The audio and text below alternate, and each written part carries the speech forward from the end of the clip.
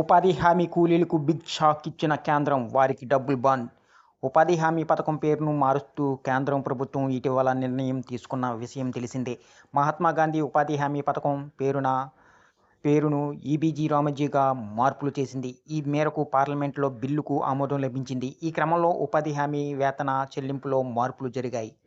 ఈ వీడియోని ఎక్కడ స్కిప్ చేయకుండా పూర్తి వరకు చూడండి. అలాగే ఈ వీడియో కానీ మీకు నచ్చినట్లయితే మీ ఫ్యామిలీ మెంబర్స్కి, ఫ్రెండ్స్కి షేర్ చేయండి. వాళ్ళకి ఇన్ఫర్మేషన్ యూజ్ అవ్వచ్చు. అలాగే ఒక చిన్న లైక్ చేసి మా ఛానల్ను సపోర్ట్ చేయండి.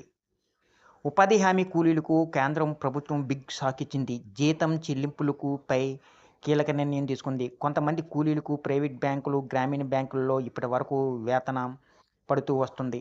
ఇక నుంచి అలాంటి బ్యాంక్ అకౌంట్లకు ఉపాధి హామీ నిధులు జారీని ప్రభుత్వం నిలిపివేయాలని నిర్ణయించింది. దీంతో కూలీలకు చిక్కులు ఎదురయ్యే అవకాశం ఉంది. ఇక నుంచి కేవలం జాతీయ బ్యాంకులు, పోస్టాఫీస్ అకౌంట్లోకి మాత్రమే ఉపాధి హామీ నిధులు జమ చేయాలని కేంద్రం నిర్ణయం తీసుకుంది. ఇప్పటి వరకు ప్రైవేట్, గ్రామీణ బ్యాంకులు అకౌంట్లలో వేతన పొందుతున్న వారు వెంటనే జాతీయ పోస్టాఫీస్ బ్యాంకుల్లో అకౌంట్ ఓపెన్ చేయాలని సూచించింది. లేకపోతే వేతనం చెల్లింపుల్లో ఇబ్బందులు ఎదుర్కొంటారని సూచించింది. కేంద్రం ప్రభుత్వం ఇటీవల మహాత్మా గాంధీ ఉపాధి హామీ పథకంలో మార్పులు చేసింది. ఈ పథకం పేరును ఈబీజీ రామజీగా మారుస్తూ పార్లమెంట్లో బిల్లును ఆమోదించింది.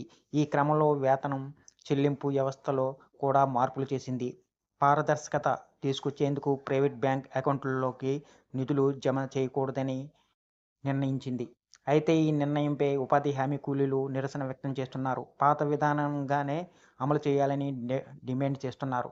జాతీయ బ్యాంకుల్లో అకౌంట్ ఓపెన్ చేయాలంటే మండల కేంద్రాలకు వెళ్ళవలసి ఉంటుందని, అలాగే డబ్బులు విత్డ్రా చేసుకోవాలన్నా దూరం వెళ్ళవలసి ఉంటుందని వాపోతున్నారు. ప్రయాణం ఖర్చు అవడంతో పాటు సమయం వృధా అవుతుందని ఉపాధి హామీ కూలీలు చెబుతున్నారు. తమకు ఆర్థిక భారం పెరిగే అవకాశం ఉంటుందని ప్రభుత్వం నిర్ణయాన్ని వెనక్కి తీసుకోవాలని కోరుతున్నారు. కొత్త అకౌంట్లు ఓపెన్ చేయడం తమకు భారంగా మారుతుందని చెబుతున్నారు. ఈ వీడియో కానీ మీకు నచ్చినట్లయితే ఒక లైక్, సబ్స్క్రైబ్ చేయడం మాత్రం మర్చిపోకండి.